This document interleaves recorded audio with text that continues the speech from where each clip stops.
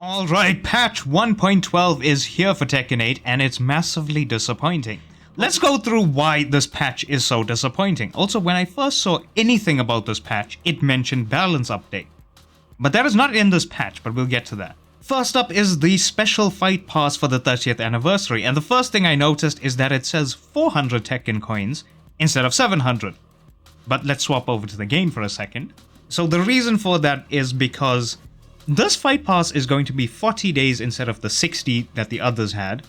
Also, this fight pass only has 30 levels instead of, I can't remember how many was in the other one. Was it 60 and then the bonus levels that they added after that? It also costs less. It's going to be 300 Tekken coins for the premium version instead of the 600 that the other fight passes were.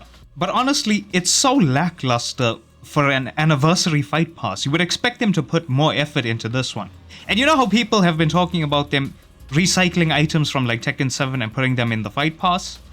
Well, this one has something that's already in the fucking game in Tekken 8. This royal jacket, or whatever the fuck they called it. Yeah, royal jacket. This is basically the fancy jacket that's already in the game, except this has this fancy chromatic pearlescent color scheme or whatever the fuck this is. Let me actually show this in-game. See, it's the same fucking thing. Literally, it's the same item, it's just the one in the fight pass has a different color scheme to what we have in-game. Please, just fucking update customization in general in the game.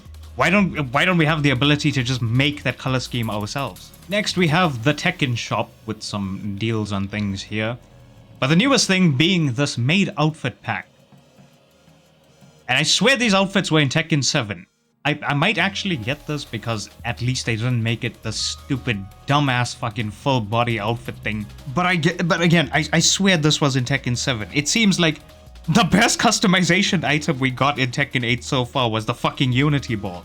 Next, we have the Fight Lounge, which is why I have the game open in the first place. They've added in special ghost fights where you can get fan artwork character panels. I think this is great because it involves the community. I was going to do one for Kazuya and Lee, but I just don't have the time to do those. But my question here is, what happens to these items for players who start playing after the March update? Like, do they ever get these items eventually? Because it would really suck if they didn't. Next, we have tournament options. These got a QOL update, which is great for people who run tournaments and players who play in tournaments. However, that is a small number compared to the overall player base. So, for the majority of players out there, this means absolutely fuck all. Again, super good for tournaments, but not really meaningful at all to a lot of the players out there. Next up, we have Ranked Match. Matchmaking system adjustments. Adjusted to reduce the likelihood of consecutive matches with players where the previous match failed to establish. This does not do much to ranked at all. Matchmaking itself is still going to be stupid, prioritizing prowess. Nothing about the servers or netcode improvements, no Wi-Fi filter, no mention about the fact that if your opponent disconnects, you can get a loss for that. Just the other day, actually, my opponent disconnected and I got a penalty for it.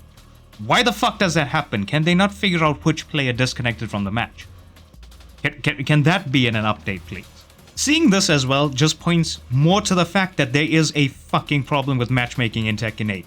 Because unless you're playing at the highest ranks where there's a smaller number of players, or you're playing at some odd-ass hour of the day, this should never be an issue for anyone. Players should not be running into the same player over and over again like this. This is absolutely disappointing. And now this is the biggest disappointment. Playable characters regarding future character move behavior fixes and balance adjustments. Balance adjustments in version 1.12.01 have been postponed in consideration of major official tournaments scheduled for late February in Europe and Japan. Additionally, as we plan to release Season 2 update with extensive balance adjustments this spring, we will not implement any balance adjustments in version 1.13 scheduled for mid-March.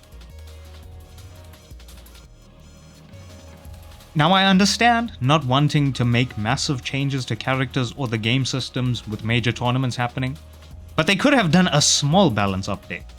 That would not have fucked with tournaments at all. Pro players would adjust to those minor changes much faster than the majority of the player base out there.